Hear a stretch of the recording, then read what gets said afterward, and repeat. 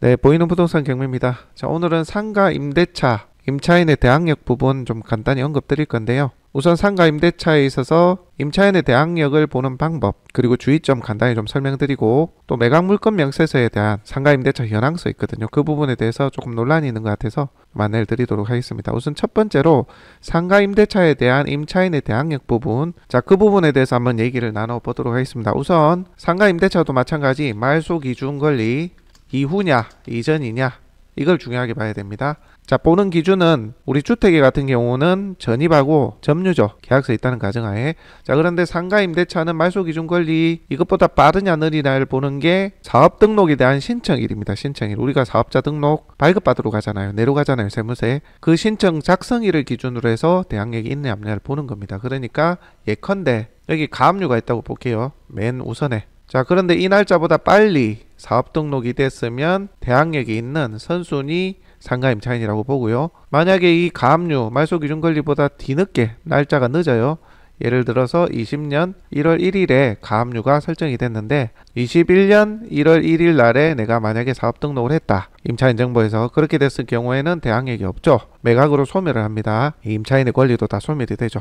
근데 만약에 19년 1월 1일 날에 사업 등록을 했단 말이죠. 그리고 현재 살고 있어, 장사도 하고 있고, 이런 경우에는 대항력이 존재를 한다라고 봅니다. 자, 다시 정리를 하면 상가 임차인 같은 경우는 사업 등록일과 인도 요건을 갖추면 대항력이 발휘가 되고, 마찬가지 주택 임대차와 마찬가지로 가압류나 근저당이나 최선순위 설정 말소 기준 권리보다 먼저 있느냐 순서가 늦게 있느냐, 그것에 따라서 선순위 상가 임차인, 후순위 대항력이 없는 임차인, 그렇게 좀 나눌 수가 있겠습니다. 뭐 어려운 건 없으시죠? 기존에는 요게 전입이었는데, 전입세대 열람 내역상 전입이었는데, 상가 같은 경우는 사업 등록, 세무서에 사업 등록이 되어 있는지 여부를 확인합니다. 그 사업 등록일 기준으로 빠르냐 늦느냐 이렇게 보는 겁니다. 그걸 보는 기준은 매각 물건 명세서에 현황조사나 권리 신고, 또 상가 임대차 현황서 내용상 이 사업 등록일이 표기가 되어 있습니다. 그걸 보고 참고를 하시면 됩니다. 아시겠죠? 자, 그리고 또 하나 체크하셔야 될 게 있는데, 자, 말소 기준 권리보다 늦은 사업 등록 임차인, 상가 임차인은 별 해당 사항이 없고요. 말소 기준보다 사업 등록일이 빨라요. 이런 경우에는 여러분들 좀 체크를 해보셔야 되는데, 예를 들어 20년 1월 달에 말소 기준 권리고 19년 1월에 사업 등록을 했단 말이죠. 근데 이제 등록한 금액이 보증금이 2억이다, 월세가 뭐 100이다, 요런 금액들이 있을 텐데, 이 주택 임대차와 달리 상가 임대차 같은 경우는 이 보증금을 내가 배당 요구를 하더라도, 확정일자 받고 배당 요구를 하더라도 이 보증금액에 따라서, 정확하게 말하면 보증금하고 이 월세 차임을 환산한 금액에 따라서 일정 이하가 되냐 안 되냐를 따져봅니다. 그러니까 쉽게 말해서 말소 기준 권리보다 빠른 상가 임차인이 있는데, 이 임차인이 보증금하고 차임이 많으면 내가 배당 신청을 하더라도 돈을 못 받는 경우가 생길 수 있습니다. 그러면 어떻게 돼요? 주택과 달리 상가 같은 경우는 말소 기준 권리가 이 사업 등록일이 주택으로 치면 전입 시점이라고 할게요. 자, 이게 날짜가 빠른데도 불구하고 보증금 차임이 높다고 하면 배당 요구를 정상적으로 하고 확정일자도 받고 배당 요구를 하더라도 배당을 못 받아간다. 그럼 어떻게 돼요? 무조건 인수다, 인수. 이해되세요? 자, 그 기준을 간단히 말씀드릴게요. 선순위 상가 임차인일 때 얘기입니다. 자, 어디서 참고를 하느냐? 인터넷 등기소에서 여기 보시면은 소액 임차인의 범위 안내 요거 있죠. 요거 눌러가지고 보시면은 여기 주택임대차보호법조에 상가건물임대차보호법조에 있죠. 상가건물 누르시고 여러분들이 지역 한번 해보십시오. 자, 이렇게 조회를 해보시면, 자, 여러분들 환산금액은 알죠? 혹시 모르시는 분들을 위해서 제가 말씀드릴게요. 보증금액 플러스 월세 차임 곱하기 100입니다. 자, 예를 들어서 환산보증금을 내는 이제 방식인데, 보증금이 1억이야. 1억. 월세가 100만원이에요. 100만원. 100만원에 100을 곱하면 얼마예요? 1억이죠. 1억. 이래서 총 환산보증금은 2억이 되는 겁니다. 2억. 기존의 보증금하고 차임에 100을 곱한 걸 더하면 그게 환산보증금이 되는 거예요. 자, 그렇다면 우리 지역의 경상남도, 여러분들은 여러분들 지역에 보십시오. 지방으로 갈수록 가격이 낮아집니다. 자, 이 적용 범위는 우선 변제에 관한 적용 범위입니다. 이게 무슨 얘기냐면, 아까 말소 기준 권리가 있고 먼저 사업 등록을 했어요. 임차인이, 상가 임차인이. 자, 이 사람이 확정일자도 받고 배당 요구를 했단 말이죠. 근데 이 돈을 받을 수 있는 그 최대 범위의 기준이, 자, 그 기준이 3억 7천 이하. 3억 7천 이하라야지만, 그것도 19년 4월 2일 이후입니다. 이 말소 기준일에 따라 좀 다르겠죠. 4월 2일입니다. 4월 2일. 자, 19년 4월 2일 이후에 사업 등록을 한 사업주라고 보면 3억 7천만 원 이하라야지만 배당을 해준대요. 자, 예를 하나 들게요. 보증금이 1억이에요. 1억. 월세가 200입니다. 200만 원. 그럼 어떻게 돼요? 요건 지금 100 곱하면 2억이고 보증금 1억이니까 토탈 3억이 되죠. 3억. 맞죠? 자, 3억이 되니까 우리 지역은 3억 7천만 원 이하네. 19년 4월 2일 이후에 이제 사업 등록을 했다고 치는 겁니다. 자, 이렇게 3억 7천보다 환산 보증금이 낮으니까 3억이니까 어떻게 돼요? 자, 보증금 1억에 월 200 해서 환산 보증금이 3억 이렇게 나왔으니까 19년 4월 2일 이후에 사업 등록을 한 이 임차인이 3억 7천보다 범위 안에 들잖아요. 이하니까. 자, 그러니까 이 사람은 보증금 1억을 돌려받을 수가 있는 겁니다. 배당받을 수가 있는 거죠. 배당 요구를 했을 경우입니다. 자, 그런 경우는 월 차임 같은 경우 내고 안 내고 그거는 이제 무시를 좀 할게요. 이 보증금 1억을 받아갈 수 있다. 근데 만약에 보증금 1억에 월 300을 줬어요. 300만 원. 자, 이러면 어떻게 돼요? 환산 보증금이 요게 1억 플러스 300에 100을 곱하면 3억이죠. 그러면 보증금 1억 3억 합하면 환산 보증금이 4억이에요. 4억. 그죠? 자, 4억이면 어때요? 3억 7천을 초과하죠. 이런 경우에는 이 보증금 1억을 아예 못 받는다. 이해되시죠? 자, 이런 식으로 환산 보증금의 적용 범위, 이 범위 안에 들어야지만 연도별로 들어야지만 내가 우선 변제권, 그러니까 내가 배당 요구를 했을 때 순서대로 배당을 받을 요건이 된다라는 얘기입니다. 자, 이 부분 그렇게 체크를 해주시고요. 그 다음에 임차인의 보증금 범위, 이거는 뭐냐면 이거는 소액 보증금을 받아갈 수 있는 환산 보증 범위입니다. 근데 이거 사실 뭐 진짜 소액이라서 이거는 뭐 크게 영향을 안 주는 게 대부분입니다. 지역마다. 예를 들어서 환산 보증금 범위가 3천만 원 이하거든요. 그러니까 예를 들어서 1000에 보증금 1000에 뭐 20만 원 하면 딱 3천 되죠. 그죠? 이거 100 곱하면 어떻게 돼요? 2천만 원 아닙니까? 그죠? 그러면 환산 보증금이 1000, 2000 합쳐서 3000이죠. 그러니까 1000에 20짜리 그런 상가 같은 경우는 3천만 원 이하니까 니한테 1000만 원 보증금을 최대 1000만 원까지 주겠다 이 얘기입니다. 아시겠죠? 요거는 이제 조건이 되는 경우가 별로 없어요. 우리가 뭐 상가 임차를 내보면 실제 월세를 좀 내는 경우가 많잖아요. 예를 들어서 1000에 50만 돼도 1000에 50만 돼도 환산 보증금이 얼마예요? 6000. 그죠? 그러면은 이 범위 안에 못 드니까 최우선 변제 1000만 원. 요게 이제 소액 보증금에 대한 최우선 변제금이라고 보시면 돼요. 그 범위 안에 못 드니까 돈을 못 받아간다. 그렇게 보시면 됩니다. 요거는 아까 우선 순서대로 배당을 받을 수 있는 금액의 최소한의 범위 되겠고, 요거는 최우선 변제금, 이 금액을 받아갈 수 있는 환산 보증금의 이제 범위라고 보시면 됩니다. 우리가 주로 신경 쓸 거는 요걸 주로 보시면 돼요. 실질적으로. 최우선 변제금은 뭐 잘 적용되는 경우가 별로 없어서. 그래서 우리 지역은 월세하고 차임을 100 곱해가지고 더하면 환산 보증금이 나오는데 그게 3억 7천 이하일 때 아까 말씀드린 이 말소 기준 권리보다 빠른 상가 임차인 사업 등록한 사람이 배당 요구를 했을 때는 돈을 받아갈 수가 있는 겁니다. 만약에 우선 변제 금액 3억 7천보다 환산 보증금이 높아버렸다. 그러면 이 사람이 뭐 예를 들어서 보증금이 2억이다. 근데 환산을 해보니까 3억 7천이 넘었어요. 뭐 기간이 19년 4월 2일이라고 보고, 자, 그렇게 했을 때는 확정일자 받고 배당 요구를 하더라도 무조건 인수다. 왜? 여기 배당을 안 해줄 거니까. 환산 보증금의 우선 변제권이 3억 7천을 초과해버렸기 때문에 이 임차인은 보증금이 많아서 너 서민 아니잖아 하고 우선 배당을 해주질 않는다. 정말 좀 안타깝죠, 사실. 그죠? 법이 조금 뭐가 앞뒤가 안 맞는 것 같긴 한데 어쨌든 자, 이렇게 우선 변제권은 없지만 뭐는 있어요. 대항력은 있죠. 그래서 내가 낙찰을 받으면 인수를 하는 겁니다. 그래서 이런 부분만 상가 임대차에 있어서 대항력이 있는지 인수가 있는지 부분을 조심하시면 된다. 아시겠죠? 정리를 하자면 사업 등록, 인도, 요건이 갖춰지면 대항력이 발휘를 한다.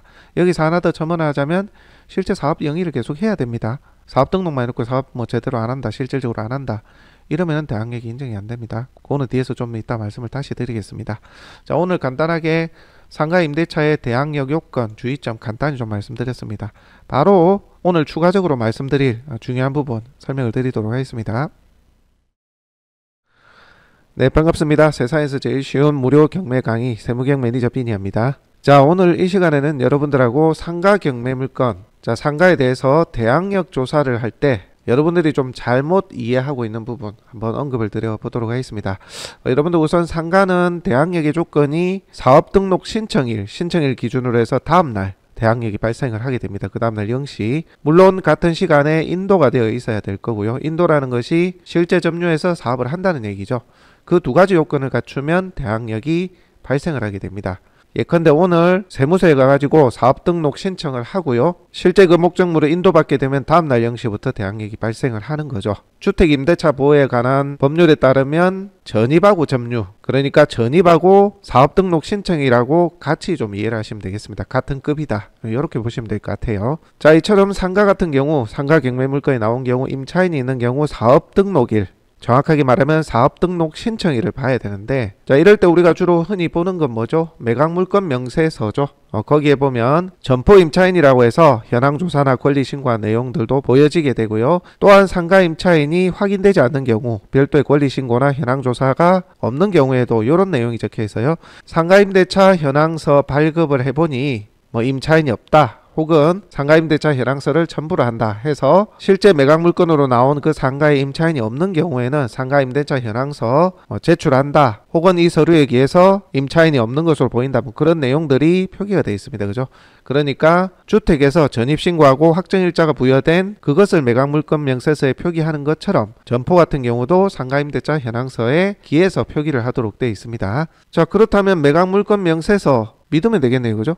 믿으면 되겠는데 뭐가 문제냐? 자, 여러분들 인터넷이나 혹은 경매를 가르치시는 분들이나 아니면 관련 전문가라고 말씀하시는 분들 중에 상가 임대차 현황서 그거 다 믿으면 안 돼, 그런 얘기를 하시는 분들이 간혹 있어요. 그 이유는 상가 임대차 현황서는 실제 확정일자가 부여된 것만 보여진다. 그러니까 우리가 세무서에 가서 사업 등록하고 임대차 계약서 들고 와서 거기 도장 딱 찍잖아요. 그게 이제 확정일자를 부여받는 건데, 그렇게 확정일자가 부여된 사업자만이 정보가 이제 제공이 된다, 이런 얘기죠. 그러니까 바꿔 말하면 실제 사업자 등록 신청을 하러 가놔놓고 확정일자를 받지 않으면 그 정보는 상가 임대차 현황서에 보이지 않을 수 있다, 이 얘기인 겁니다. 그 말이 틀린 건 아닌데요. 그래서 매각물건 명세서에 상가임대차 현황서를 보니까 상가임차인이 없더라 라고 표기되어 있으면서 요걸 제출한다, 요거를 첨부한다, 이런 내용들이 있는데 그걸 전부 다 믿기에는 좀 위험하다. 위험하다 표현은 좀 그렇고 100% 안전하지는 않다, 뭐 그런 말씀을 주시는 거죠. 그러면 실제 경매를 공부하시는 분들, 입찰을 하시고자 하시는 분들, 상가에, 그분들은 이제 이런 내용을 들으면 멘붕이 옵니다. 그죠? 야, 그럼 매각물건 명세서도 믿을 수가 없어? 거기에 표기 안 됐는데 실제 사업 등록한 사람이 있을 수도 있다는 얘기야? 뭐 그런 말씀을 주실 수가 있긴 합니다. 그죠? 자, 이 부분에 대해서 한번 얘기를 나눠보자고요. 자, 여러분들 임대차 계약서를 작성을 하게 됩니다. 상가 임대차 계약서. 그죠? 그게 공인중개사를 통해서 계약을 진행하게 되면 반드시 이제 공인중개사는 확정일자 받으세요 얘기를 할 겁니다. 사업 등록을 안 했다면 사업 등록할 때 확정일자 받으시고, 기존에 사업자가 있다 하더라도 주소지 변경하면서 확정일자를 반드시 받으라고 그렇게 얘기를 합니다. 특히 이제 보증금을 걸거나 내 돈이 들어간 경우는 당연히 그렇게 해야 되죠. 그죠? 그게 관례처럼 그렇게 돼 있고, 요즘은 또 세무서에 가니까 보증금 있어요 하면 확정일자 받으라고 그렇게 얘기를 하더라고요. 물론 환산보증금 초과가 되지 않은 그런 건에 대해서만 이제 보호를 받겠지만 그것과는 별개로 다 그렇게 얘기를 하고 있는 걸로 압니다. 그렇다고 한다는 것은 웬만해서는 상가임대차 현황서에 임차인의 정보, 상가임차인의 정보가 거의 있다고 보셔야 됩니다. 물론 사업자만 등록하고 확정일자를 안 받을 수도 있어요. 또 여러분들 인터넷으로 통신 판매 같은 경우, 그죠? 그냥 간단하게 이렇게 신고하는 경우도 있죠. 그렇게 해서 사업자가 나오기도 합니다. 하지만 열의 9은 내가 보증금이 걸려있는 온전한 상가임대차 계약서를 작성을 했다면 확정일자를 받는 것이 일반적이다. 자, 또한 만약에 확정일자가 부여되지 않는 경우에는 이 사업자 정보가 안 나오느냐? 또 그렇지는 않죠. 이 물건이 경매로 진행되면 법원이 현황조사를 갑니다. 그죠? 현황조사서를 작성하기 위해서 현장에 누가 살고 있는지, 임차인이 누가 있는지를 조사를 하게 됩니다. 가서 실제 상가 임차인이 있다면 권리 신고하세요, 어떤 배당 요구하세요, 이런 정보들을 다 제공을 합니다. 경매 진행됩니다. 이 상가가 이런 정보를 다 제공하죠. 그죠? 설령 사람이 갔을 때 없다 하더라도 안내문을 붙이거나 또 주후에 등기로 발송을 합니다. 권리 신고하세요, 경매 진행됩니다. 이런 것들이 다 해당 임차인, 점유하고 있는, 사업을 하고 있는 그 상가에 안내가 가게 되는 겁니다. 그죠? 그러면 여러분들 실제 사업을 하고 있는 사람이 그걸 안 보겠습니까? 보게 되죠. 그렇게 해서 만약에 상가임대차 현황서에 나오지 않는 사업자라 하더라도 내가 실제로 사업을 하고 있고 보증금을 내고 차임을 내고 있다면 법원에 권리 신고를 하게 되는 거죠. 또는 상가임대차 현황서에 없다 하더라도 실제 사업을 하고 있는 분이 현장에 계시면 현황조사를 쓰게 됩니다. 그렇죠. 집행관이나 법원의 직원이 가가지고 여기 얼마 있어요 하면 얼마 있습니다. 그걸 현황조사서에 작성을 하게 되고 그걸 매각물건 명세서에도 표기를 하게 돼 있죠. 그죠? 그렇기에 실제 사업을 하고 있는 상가 임차인에 대한 조사가 누락될 확률이 거의 없다. 사실상.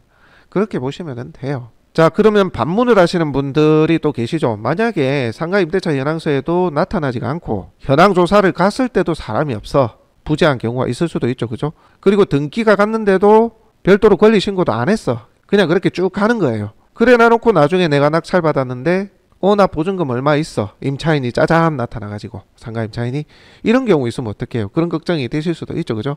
자, 그런데 제가 그 질문에 좀 답변을 드려보면 실제 실무에서는 이렇습니다. 자, 제가 요 대법원 판례를 한번 좀 보여드릴게요. 이 판결 말고도 하위 판결이 몇 개 돼 있는 걸로 알고 있는데 대법원 선고니까요. 자, 여기에 내용이 뭐냐면 상가 건물의 임대차 보호법상 대항력 또는 우선 변제권을 가지기 위한 조건에 보면 자, 사업자 등록을 구비하고 확정일자를 받아야 되고 그중 사업자 등록은 대항력 또는 우선 변제권의 취득 요건일 뿐만 아니라 존속 요건이기도 하므로 배당 요구의 종기일까지 존속하고 있어야 된다. 사업 등록이 돼 있어야 된다는 얘기입니다. 배당 요구 종기일까지. 자, 그런데 자, 이 항에 보면 상가 건물을 임차하고 사업자 등록을 마친 사업자가 임차 건물의 전대차 등으로 상해 사업을 개시하지 않거나 사실상 폐업한 경우에는 그 사업 등록은 부가가치세법, 상가건물임대차보호법이 상가임대차 공시방법으로 요구하는 적법한 사업 등록이라고 볼 수 없고, 이해되십니까? 본인이 직접 임대차 사업을 하거나 아니면 전대차로 당해 사업을 개시하지 않거나 사실상 폐업한 경우에는 그 사업자 등록은 적법한 사업자 등록이라고 볼 수 없다고 판결을 하였습니다. 이해되세요?